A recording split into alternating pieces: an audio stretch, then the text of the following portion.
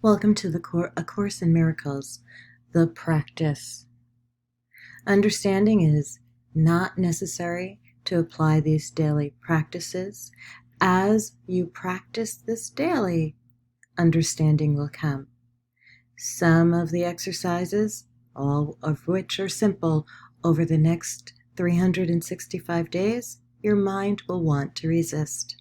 Practice them anyway. And welcome to A Course in Miracles, the practice.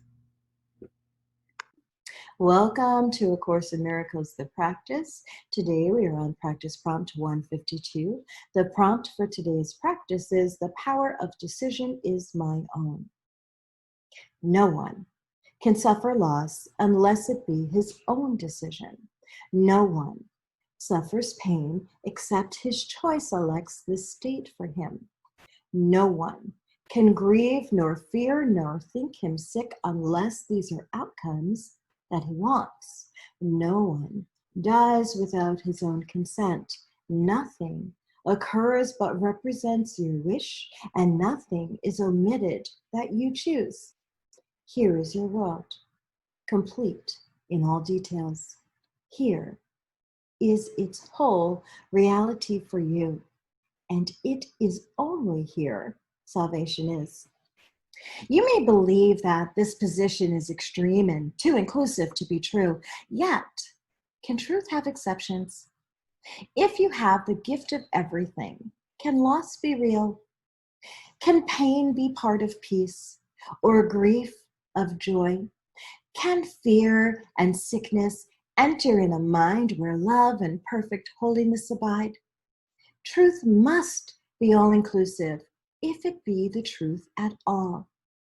Accept no opposites and no exceptions, for to do so is to contradict the truth entirely.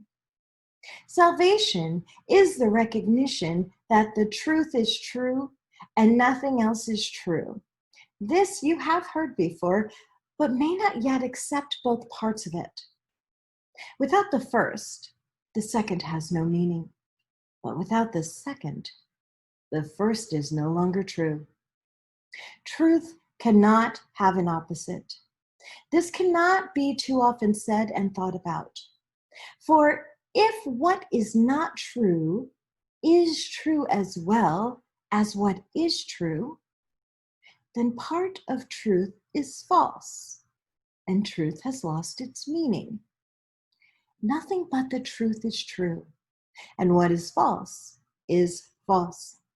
This is the simplest of distinctions, yet the most obscure.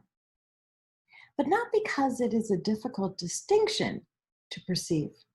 It is concealed behind a vast array of choices that do not appear to be entirely your own. And thus the truth appears to have some aspects that belie consistency, but do not seem to be but contradictions introduced by you. As God created you, you must remain unchangeable, with transitory states by definition false. And that includes all shifts in feelings, alterations in conditions of the body and the mind, in all awareness and in all response. This is the all-inclusiveness which sets the truth apart from falsehood, and the truth kept separate from the truth as what it is. Is it not strange that you believe to think you made the world you see is arrogance? God made it not. Of this you can be sure. What can he know of the ephemeral, the sinful, and the guilty, the afraid, the suffering and lonely, and the mind that lives within a body that must die? You but accuse him of insanity to think he made a world where such things seem to have reality. He is not mad, yet only madness would make a world like this. To think that God created chaos contradicts his will, invented opposites to truth, and suffers death to triumph over life. All this is arrogance. Humility would see at once that these things are not of him? And can you see what God created not?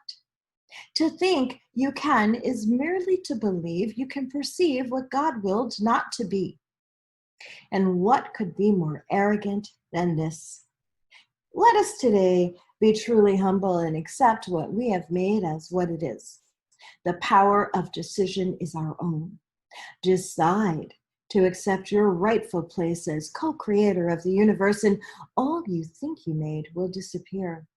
What rises to awareness then will be all that there ever was, eternally as it is now, and it will take the place of self-deceptions made but to usurp the altar of the Father and of the Son. Today, we practice true humility, abandoning the false pretense by which ego seeks to prove it arrogant. Only the ego can be arrogant, but truth is humble in acknowledging its mightiness, its changelessness, its eternal wholeness, all-encompassing God's perfect gift to his beloved Son. We lay aside the arrogance which says that we are sinners, guilty and afraid, ashamed of what we are, and lift our hearts in true humility instead to him who created us immaculate, like to himself in power and love.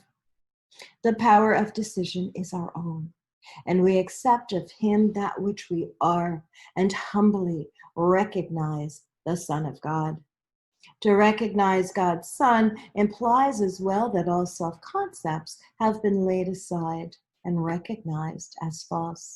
Their arrogance has been perceived, and in humility, the radiance of God's Son, his gentleness, his perfect sinlessness, his Father's love, his right to heaven, and release from hell are joyously accepted as our own. Now do we join in glad acknowledgement that lies are false and only truth is true.